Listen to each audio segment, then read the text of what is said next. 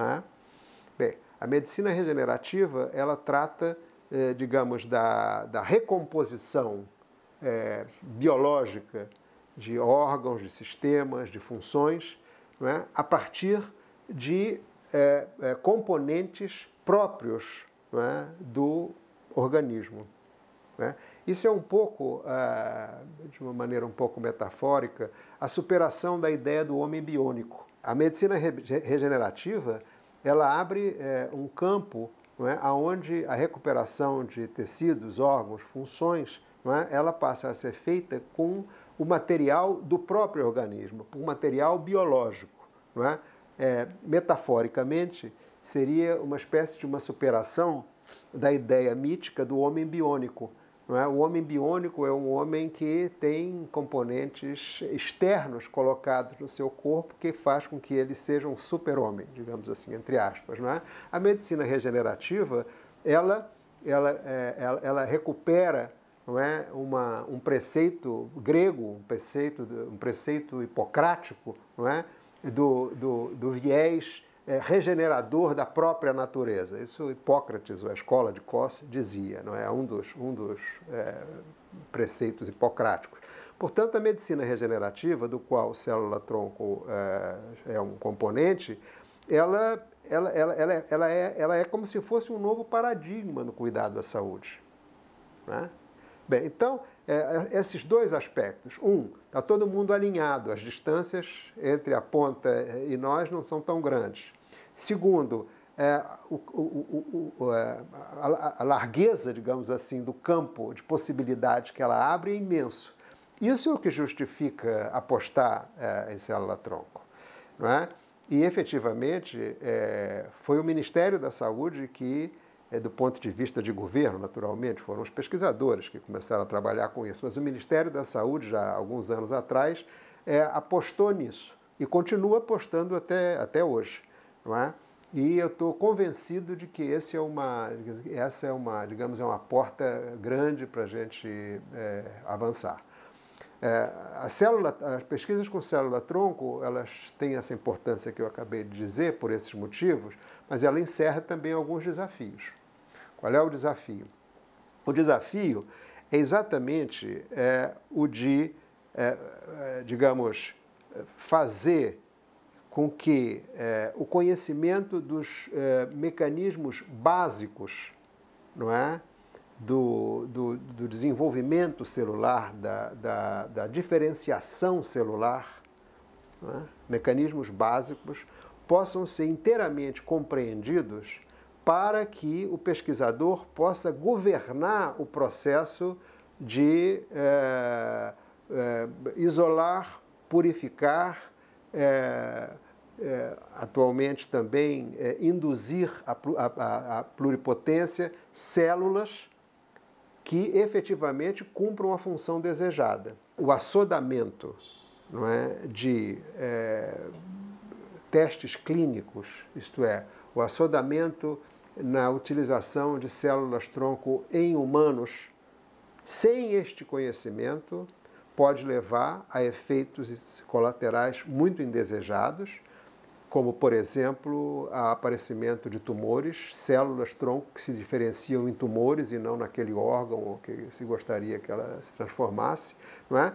E, principalmente, há uma quantidade imensa de charlatanismo que existe hoje pelo mundo afora, utilizando o nome de células-tronco, não é? Você tem em vários países do mundo clínicas, se você entrar no Google, você se botar lá célula-tronco e tal, você vai ver aparecimento de centenas e centenas de clínicas pelo mundo afora que prometem a cura para qualquer câncer, para doenças degenerativas, para demência, Alzheimer, etc, etc. Então, esse é o grande desafio da medicina regenerativa e principalmente desse capítulo com células-tronco. Agora, pelos motivos que eu já mencionei, eu acredito que dentro de uma estratégia de pesquisa em saúde no Brasil, ela é algo que esse campo é um campo que deva ser intensamente apoiado. Não é? O Ministério da Saúde patrocinou uma rede nacional de terapia celular, que continua em fase de ampliação, de fortalecimento, não é?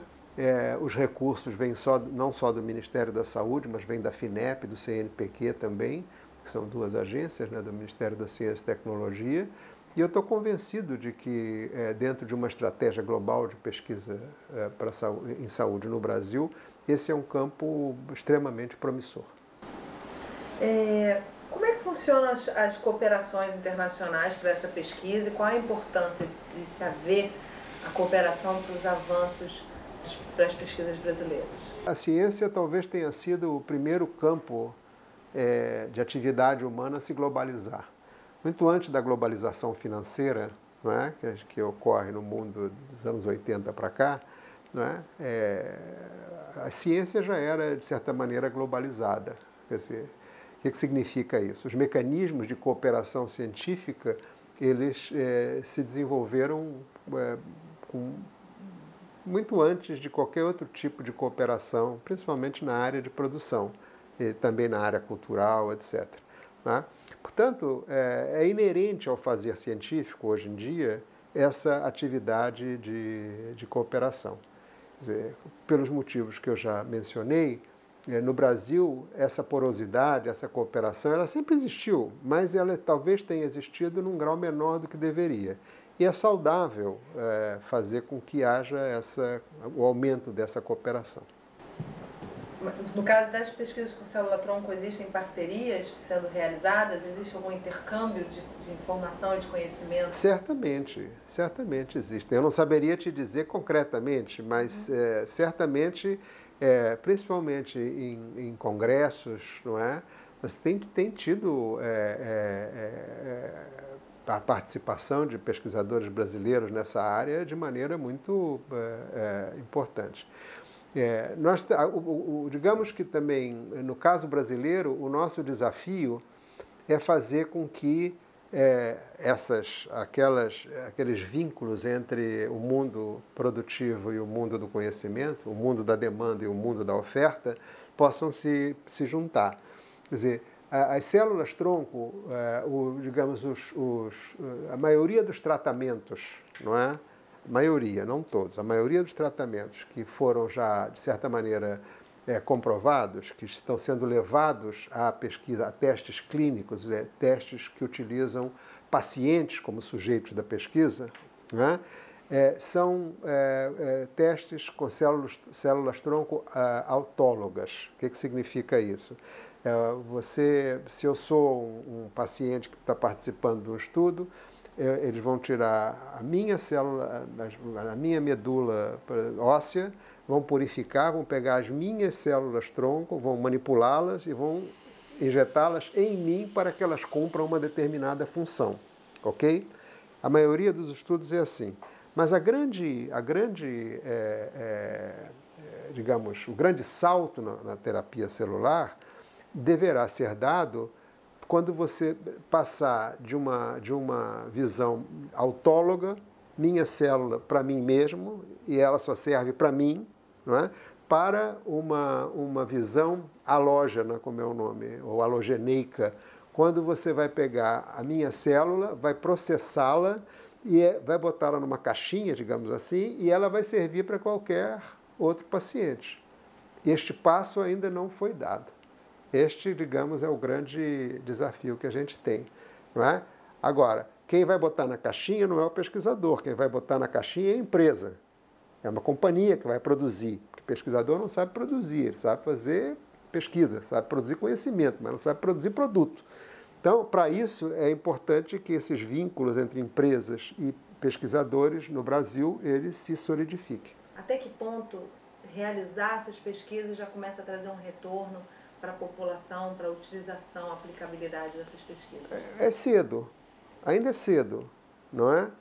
É cedo porque existem brechas, lacunas de conhecimento que impedem uma série de coisas. Entre outras coisas, você, saber se quando você injeta uma célula numa pessoa, se ela vai cumprir exatamente aquela função que você quer que ela cumpra, e não vire um tumor. Esse é um aspecto, conhecimento básico sobre mecanismos de diferenciação, não é?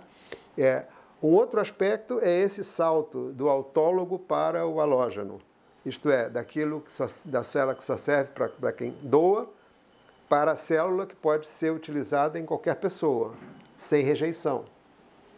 Né? Então, ainda é cedo para você ter, digamos, retornos. Mas se você pensar que fora os transplantes de medula óssea para leucemias, para o tratamento de leucemias, que já tem 50 anos, ou talvez até um pouco mais, não é? Esse campo de células-tronco, ele não tem 10 anos, 15 anos. Então, é muito cedo ainda para ter respostas. Né? E é preciso ter cautela, eu insisto. Existe muito charlatanismo e a gente não pode entrar nessa.